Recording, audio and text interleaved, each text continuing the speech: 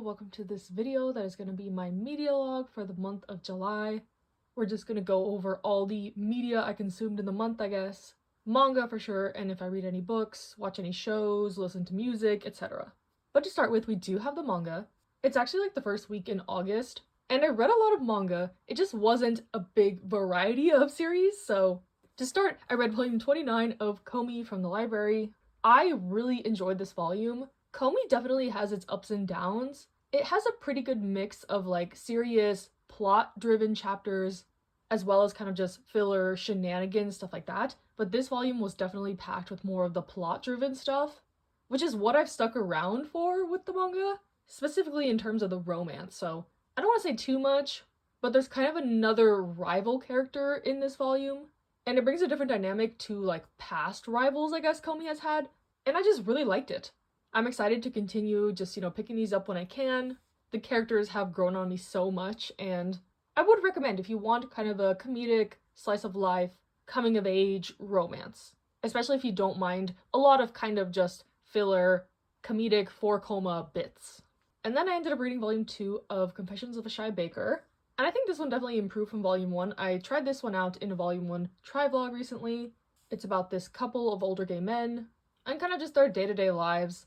It's so similar to What Did You Eat Yesterday, and I still, feel that sentiment. So compared to that, this is kind of nothing special, but in the grand scheme of things, I think this is a nice story, and it's always nice to read about older characters, something a little bit more grounded in reality, potentially. And I also like food-based stories, so another plus for me. I wouldn't give this my highest recommendation, but I'm reading it through the library, and I'm enjoying myself. In terms of my manga this month, everything I read was for free. I feel like I always reiterate this point, but as I'm showing, it's possible to read a lot of manga for free. And the main chunk of reading I did this month was I reread all of Act 1 of Ace of the Diamond, or Diamond no Ace, or Daiya, whatever you want to call it. Yeah, so I reread Act 1, which is 47 volumes. I just have this volume here because Miyuki's on the cover, and I'm trying to collect all the Japanese volumes with Miyuki, so just to have some type of visual aid. But I read volumes 1 to 47. This was a reread.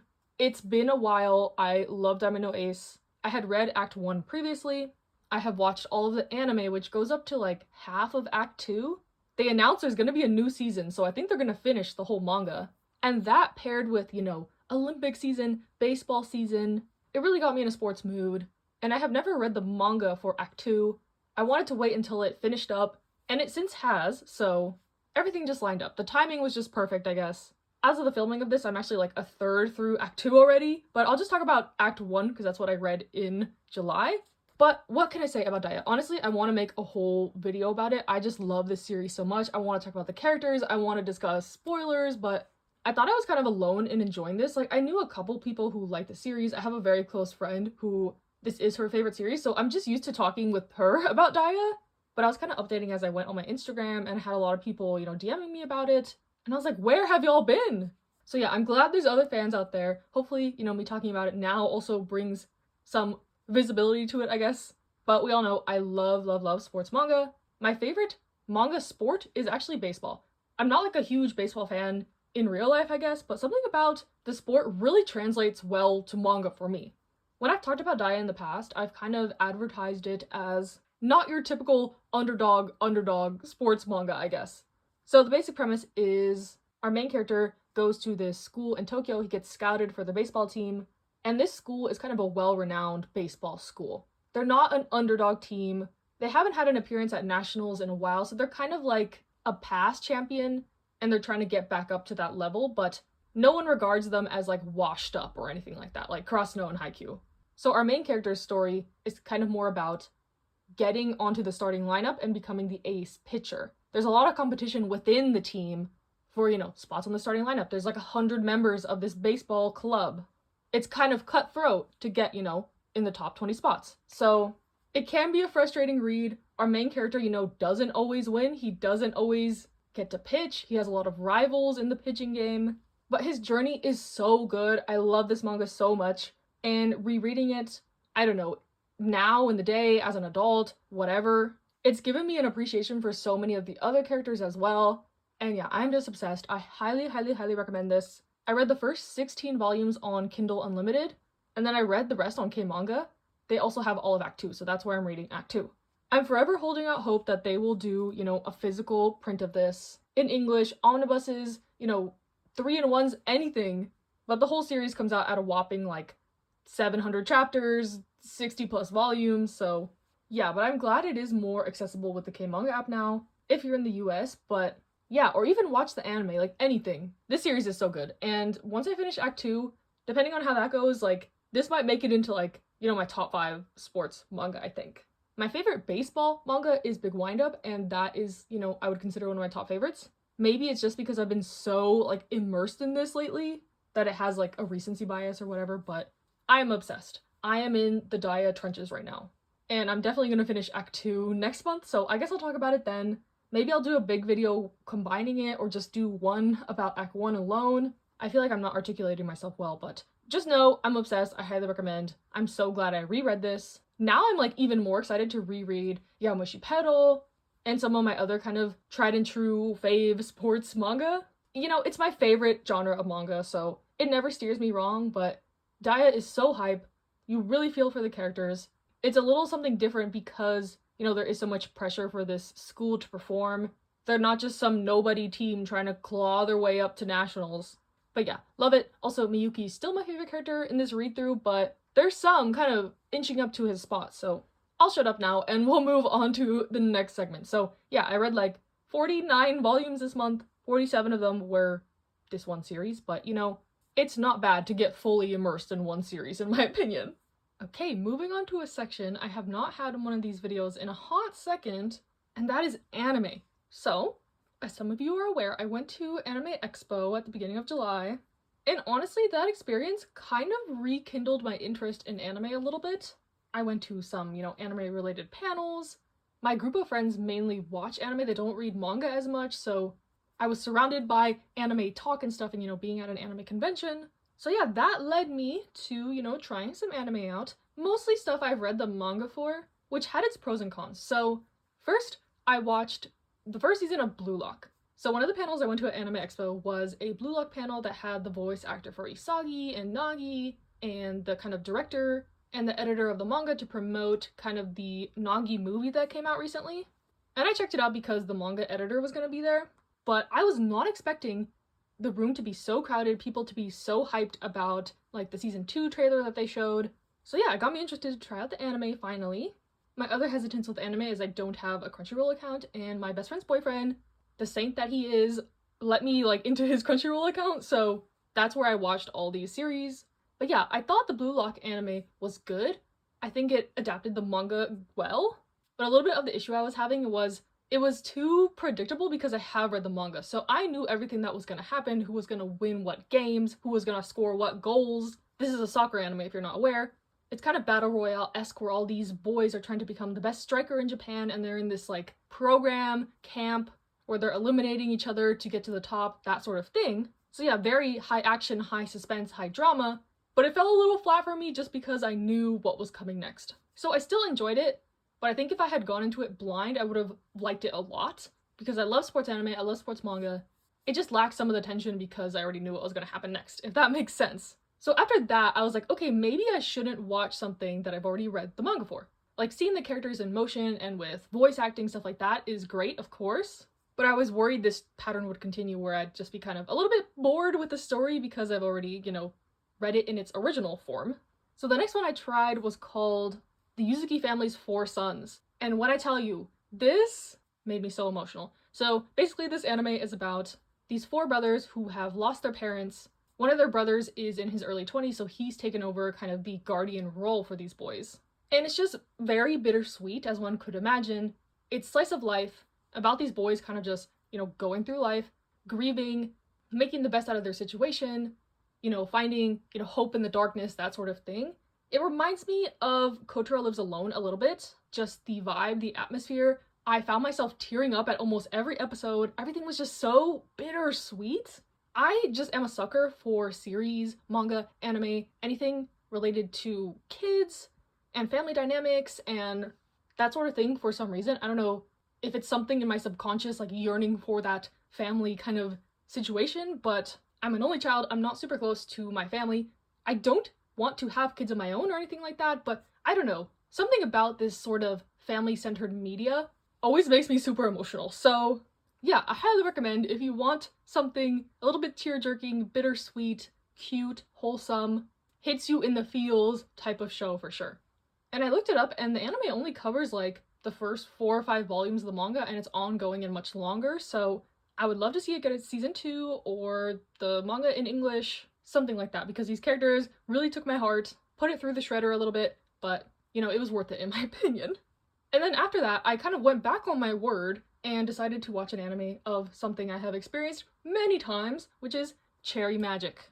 I love Cherry Magic. I have watched the live action drama multiple times. I had read the manga multiple times, and so, you know, the next logical step was to watch the anime. I had confidence I would not like get bored with this one or anything because I'm just like so obsessed with the story. And I was proven right. I think this was a good adaptation. It was only 11 episodes and they made it through like volume 10 of the manga. It was definitely kind of a SparkNotes version, a little bit rushed in my opinion.